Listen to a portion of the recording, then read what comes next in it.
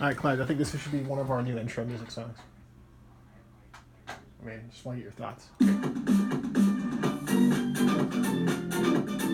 That's so bad.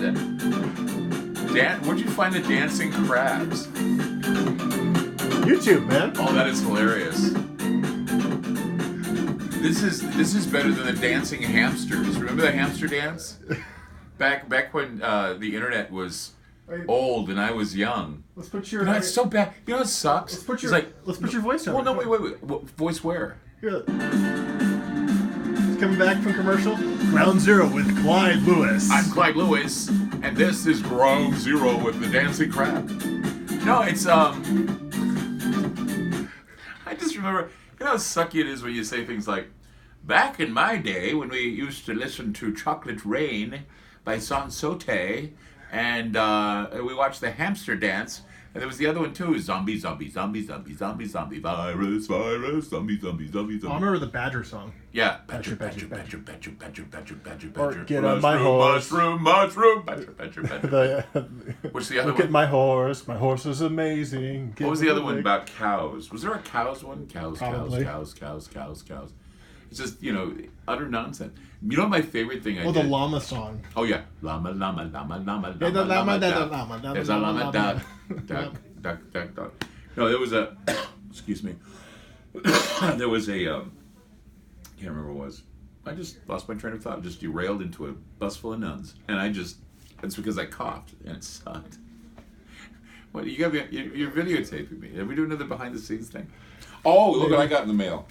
Got my Joker hoodie. Yeah. I like it because it's nice and warm. But I love hoodies. I'm turning into a hoodie fiend. I was just talking to my barista. I'm drinking tea. I'm drinking tea instead of coffee. I was having a barista say that I just love hoodies because they're kind of conventional. And it's like here, it's like either cold or hot. You can't tell. So either way, these are nice and convenient. Should I say what we're talking about tonight on the show? Let's go for it. Okay. I'm tired of Christmas creep. I hate Christmas creep. I've always hated Christmas creep. And I'm always a traditionalist when it comes to Christmas. And so tonight we're talking about the Christmas creep. Talking about how, I don't know if you know what the Christmas creep is. Christmas creep is where merchandise stores, retail stores, they like to constantly remind you that Christmas is coming. And did you know that most people, 47% of people in the United States get their Christmas shopping done in September? Seriously, they do. I say, what? No. Christmas music. There's some, it used to be, it was considered bad taste to play Christmas music on a radio station before, I think it was like November 18th. Now we have people doing it, starting it up about November 1st. Some satellite stations kick it out about October, right after Halloween. So I think that we need to go back to the traditional stuff because even though you got a lot of people tell you, oh, it's so nice to bring the Christmas stuff out. A lot of people say that it's very, very, I guess you could call it, it triggers anxiety in a lot of people. It makes them feel like they're not keeping up with Christmas. And it does me because I'm a very busy person. I mean, when I was a kid, I couldn't wait for Christmas. Now I think about it, I'm going, God, I'm getting old. That's what I think about every Christmas. Like, I'm getting so old. And because somebody once told me that you should look at life as how many Christmases you got left. And I think, oh, that's really sucky because I'm 55. I'm thinking, God, I could have 5, 10, or maybe less Christmases left. You never know. Got a lot of my friends dying on me this year. So it was really kind of mortality is always on everybody's mind around Christmas time. It was my grandmother. My grandmother used to think of mortality all the time. And every Christmas, she'd say, we make it another year, and she'd start crying. Because she was just so lucky and so happy that she made it another year. I'm getting to that point too. I'm so happy I'm making it another year. And, Star Wars is coming. The last Star Wars. Are you the Star Wars? The last Star Wars. And that's another thing that makes me old. I remember when I was a kid, 12 years old.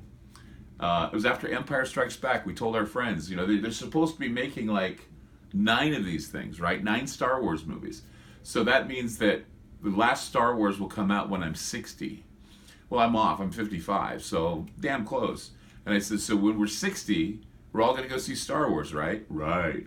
Well, most of my friends, 2 died fighting in one of the wars. It was set off to fight, and another guy died of natural causes, and another guy drove off embankment deer hunting. So I lost my friends. All my friends are gone. So I'm going to be going to see Star Wars probably with my family, or I'm just going to cut out in the middle of the night. Probably being Wes with me because he doesn't want to go see it. He's wearing a Star Wars shirt, ironically. Turn around. Look at you. You're ironically wearing a Star Wars shirt, even though you've been. Look at you. There's only 3 Star Wars movies. And Rogue One. And The Mandalorian, which I broke down and I actually subscribed. I have a free trial. I'm debating whether or not I'm going to pay for it. You watch it with me in the office. You're like looking over my shoulder. But I actually watched the whole 2 episodes over the weekend. I really like it. It's a good show. Yeah. I mean, Disney's got a winner here.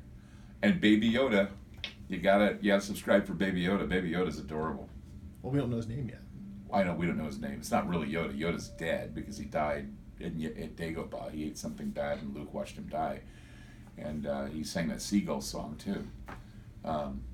Did you ever see the Seagull song? Seagulls.